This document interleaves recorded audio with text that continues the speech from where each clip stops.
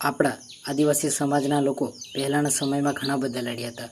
ભૂખ્યા, તરસ્યા, આપણા માટે લડ્યા હતા અને મરી પણ ગયા. એટલે એ લોકોને આપણે ભગવાન તરીકે માનીએ છીએ અને આપણે પણ આવનાર પેઢીઓ માટે લડવું પડશે. કેમ કે આપણે ના લડીએ તો આપણું બધું છીનવાઈ જાય. એટલે જે આપણે છૂટેવેલા જે આ નેતા છે ને, આદિવાસી નેતા, એ નેતાઓને આપણે શા માટે છૂટેવીએ?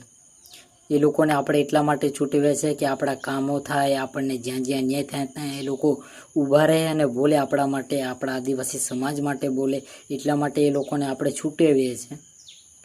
પરંતુ મને એવું નહીં લાગતું કે આ નેતા આપણા આખા આદિવાસી સમાજનું વિચારતા. એ લોકો ખાલી પોતાનું જ વિચારે છે, કોઈ સમાજનું નથી વિચારતું. પહેલાંના સમયમાં જે આપણા માટે લડ્યા હતા ને, એ લોકોને આપણે ખરેખર ભગવાન માનીએ છીએ. કેમ કે આપણા સમાજ માટે લડ્યા હતા. અને જે આજના આદિવાસી નેતાને આપણે વોટ આપીને છૂટવીએ છીએ ને, તેમ છતાં આપણા માટે એક પણ શબ્દ નહીં બોલે. હવે જે આ નખલ ગામમાં જે જમીન છીનવાનો પ્રયત્ન ચાલી રહ્યો ને, ત્યાં ઘણા બધા આપણા આદિવાસી નેતા છે. તમને બધાને જ ખબર છે કોણ કોણ છે. પણ આજ સુધી એક પણ નેતા ત્યાં આવ્યા નહીં. કેમ? એવું તો નહીં ચાલે ને.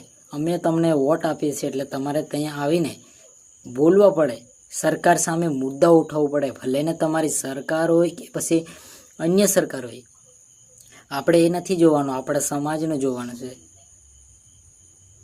એટલે હવે દરેક આદિવાસી સમાજના લોકોને મેં એટલું જ કહેવા માગું છું, આપણે બધા જાગો અને આપણા હક અને અધિકાર માટે લડવાનું છે. આ જમીનો છીનવાય છે એના પર આપણે અવાજ ઉઠાવવાનો છે અને